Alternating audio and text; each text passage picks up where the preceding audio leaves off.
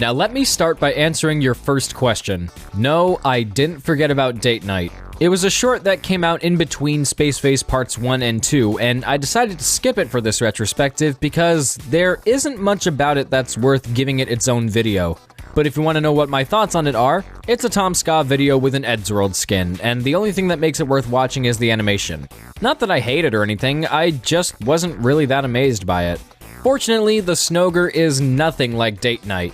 It's still nothing spectacular, but I definitely found it more enjoyable and closer to Eddsworld standards. A plane piloted by Paul, and a character I'm choosing not to mention out of respect for the person this character is based on, crashes into a cloudberg and drops a barrel of toxic waste onto a snowman that Tom made. I'm guessing the cloudberg is the offspring of the iceberg and one of the smoke clouds from climate change. I don't know how reproduction would work in those circumstances, but that's beside the point.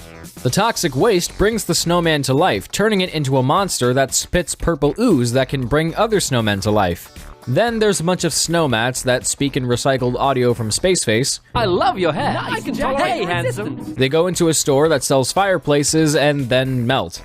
Then before the Snogre can slay Ed and Matt, Tom comes in piloting a CDT-01 tank covered in snow and blasts it.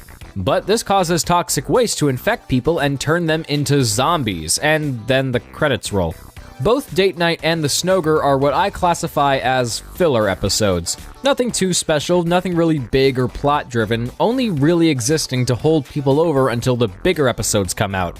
But while Date Night was more of a distraction to keep people tuned in for Space Phase Part 2, the Snogre is pretty much a teaser trailer for Fun Dead. We see how the zombies are created, and they even put in a little advertisement for it at the end. If that was the whole point of getting this episode made, then, well, it's a neat little teaser, but as episodes go, I found it a little lacking. At least it feels more like an Eddsworld episode than Date Night. This feels like it was meant to be an Eddsworld episode first, instead of a scrapped Tom Ska video reworked into an Eddsworld episode.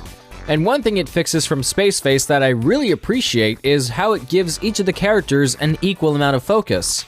Although I still think Tom gets a little too much compared to Ed, it doesn't bother me as much as it did in Spaceface. Even Tim gets a couple more things to say this time, and I think he's settling into the role of Ed just fine here. The best part of the episode is undoubtedly the animation. I will continue to praise Paul's work until I'm dead, and he definitely deserves it here.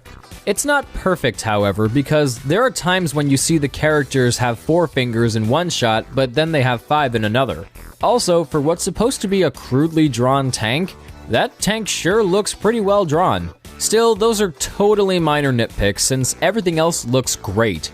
The designs, the movement, the backgrounds, the colors, it's distinctly Paul's style, but it still has Eddsworld qualities to it. As for Todd's musical score, it sounds great, but I can't really remember any of it. Though his cameo as the singing snowman is pretty funny. Magical snowman.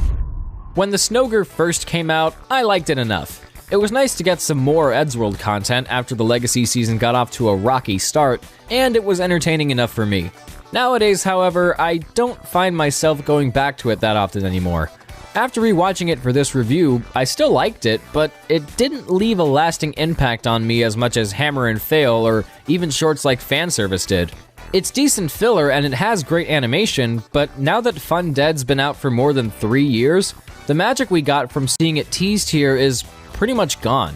But overall, is the Snogre still enjoyable?